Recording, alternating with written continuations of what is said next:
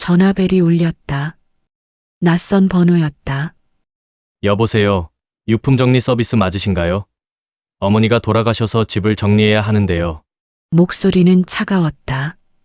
슬픔보다는 급함이 묻어났다. 나는 죽은 사람들의 집을 정리하는 일을 해온 유품 정리업자다. 수십 년간 쌓인 경험 덕분에 죽음의 흔적과 슬픔에 익숙하다고 생각했다. 유가족의 목소리만으로도 그들의 진심을 알아챌 수 있었다. 하지만 이번 의뢰인은 뭔가 달랐다. 주소 보내드리겠습니다. 빨리 처리해 주세요. 집을 처분해야 해서요. 전화가 끊긴 후 나는 창밖을 바라보았다. 10월의 차가운 바람이 유리창을 흔들었다. 가슴속 어딘가에서 불안이 피어올랐다. 구독과 좋아요 눌러주세요. 여러분의 작은 관심이 제게 큰 힘이 됩니다. 지금 바로 시작합니다. 저는 남서연입니다. 주소를 따라 도착한 집은 오래된 단독주택이었다. 담벼락에는 덩굴이 무성했고 대문은 반쯤 녹슬어 있었다.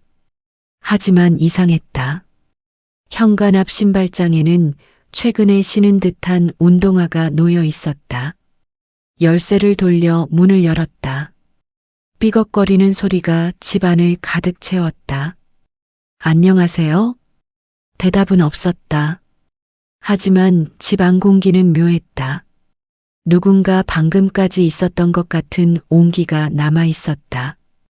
거실로 들어서자 낡은 소파 위에 담요가 개켜져 있었다. 부엌 싱크대에는 설거지가 끝난 접시 한 개가 물기를 머금고 있었다. 컵 안에는 아직 따뜻한 커피 자국이 남아 있었다. 누가 여기 있었던 거야? 나는 천천히 집안을 살폈다. 거실 테이블 위에는 편지 한 장이 놓여 있었다. 유품 정리사님께 제 아들이 무엇을 원하는지 아실 겁니다. 하지만 제 마지막 부탁을 들어주세요. 쉽게 넘기지 마세요. 고 김영숙. 손이 떨렸다. 이건 단순한 유품 정리가 아니었다. 돌아가신 어머니가 직접 남긴 경고장이었다. 나는 편지를 다시 읽으며 집안을 둘러보았다. 벽에 걸린 가족 사진 속 젊은 여인의 눈빛이 나를 향하고 있었다. 그녀의 눈은 슬프면서도 단호했다. 도대체 이 집에서 무슨 일이 있었던 거지? 안방으로 들어갔다.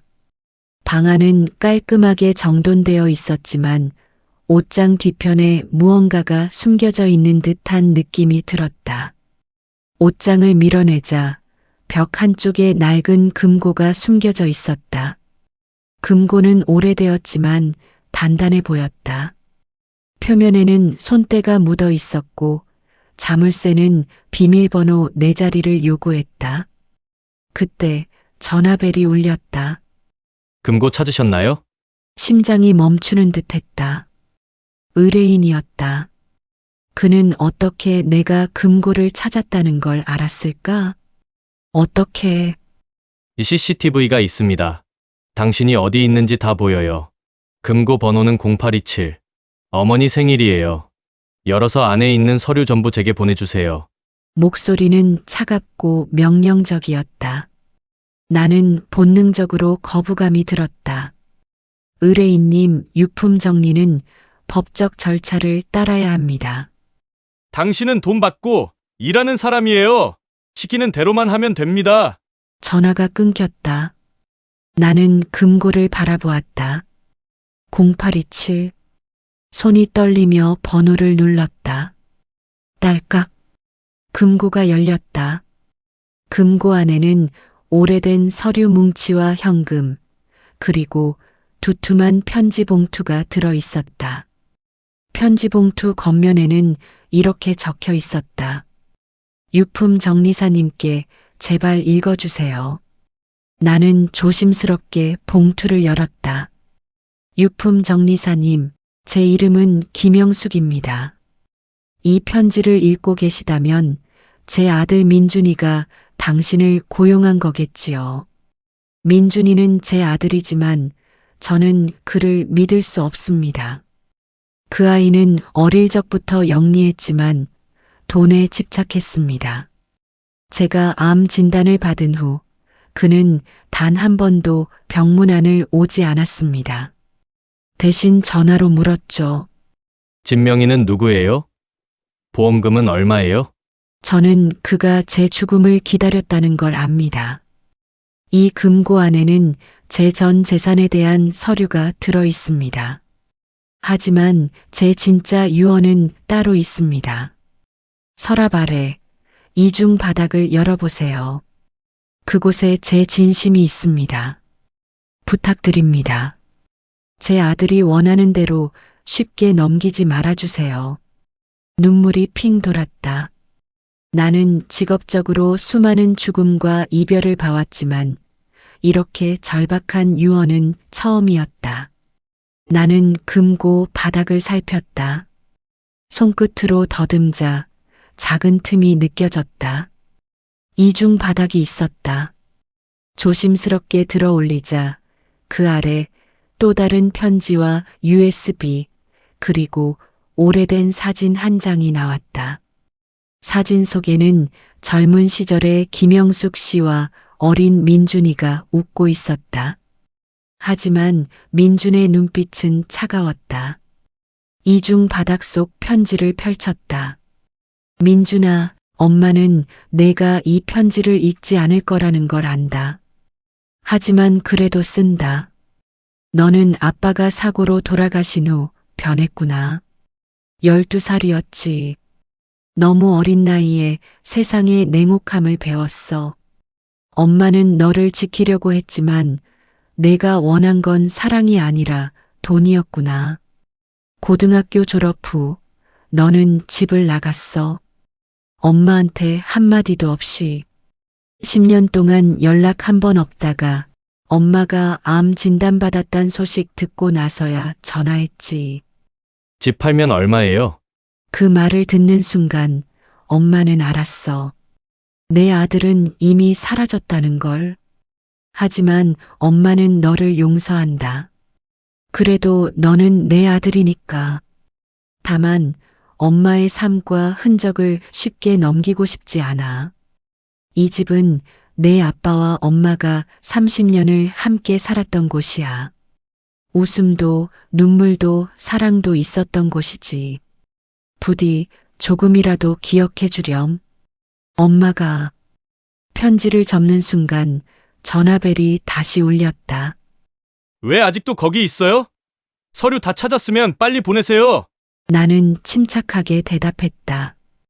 의뢰인님, 금고 안에 법적으로 검토해야 할 서류들이 있습니다. 변호사와 상의 후 진행하겠습니다. 뭐?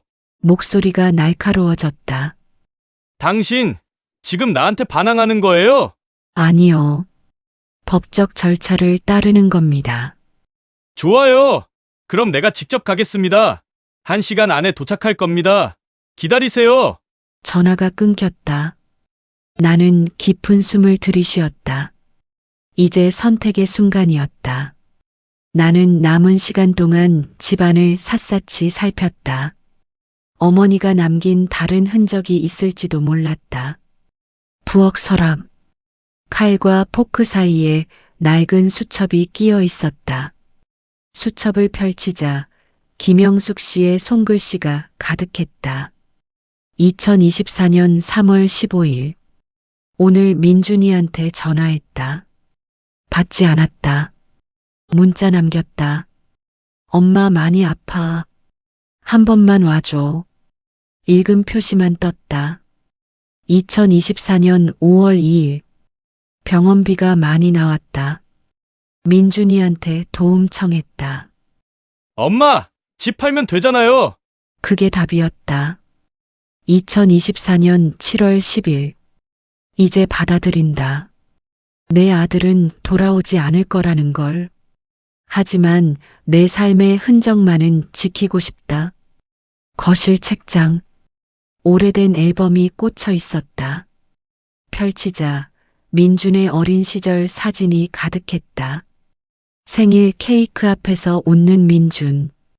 아빠와 자전거 타는 민준. 엄마 품에 안겨 자는 민준. 하지만 아빠가 돌아가신 후의 사진은 없었다. 앨범의 절반은 텅 비어 있었다.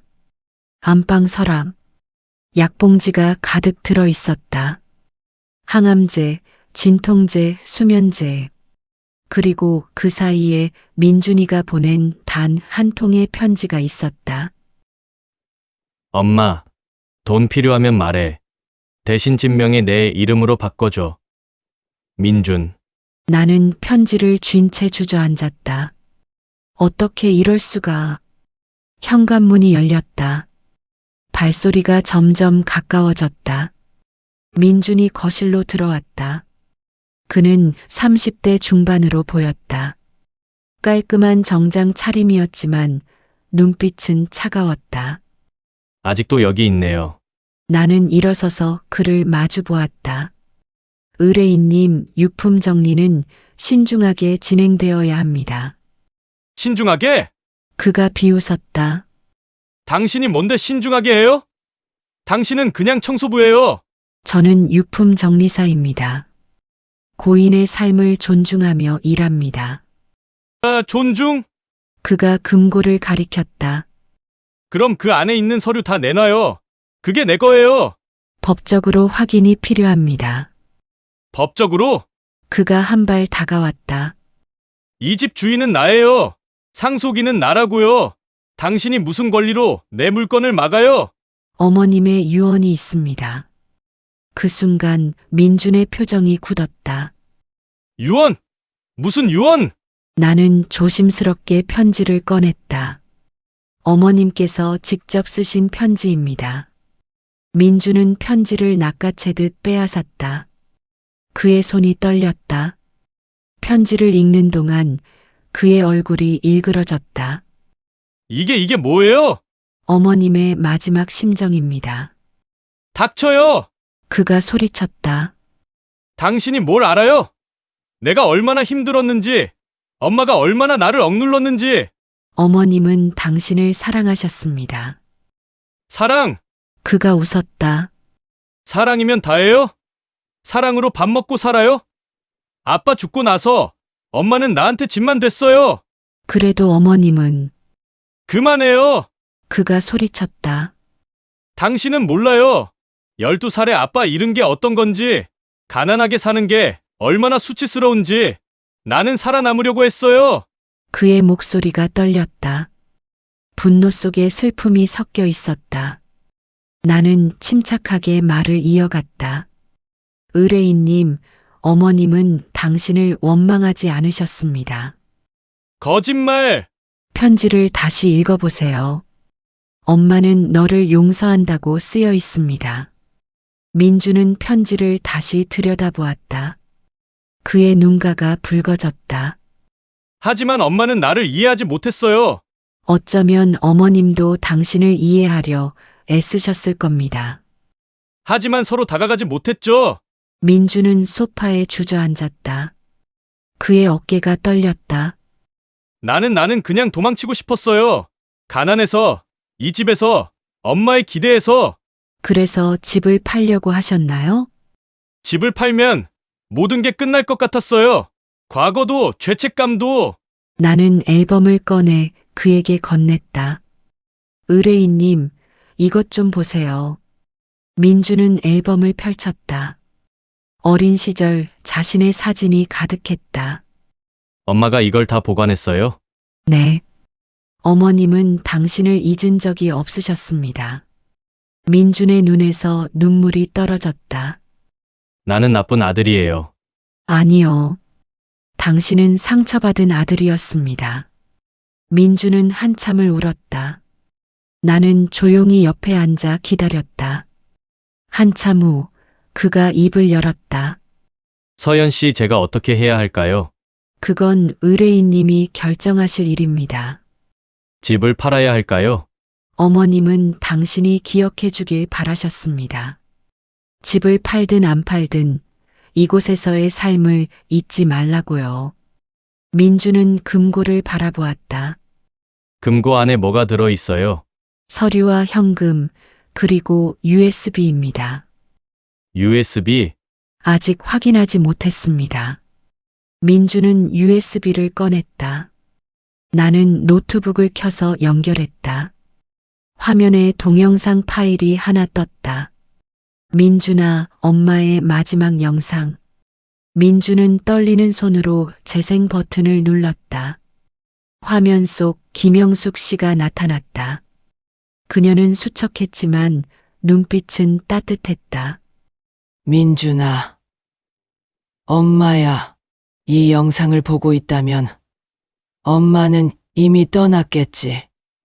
엄마는 내가 미운 적이 한 번도 없었어. 내가 힘들어서 도망친 거라는 걸 알아. 엄마도 내게 짐이 됐다는 걸 알아.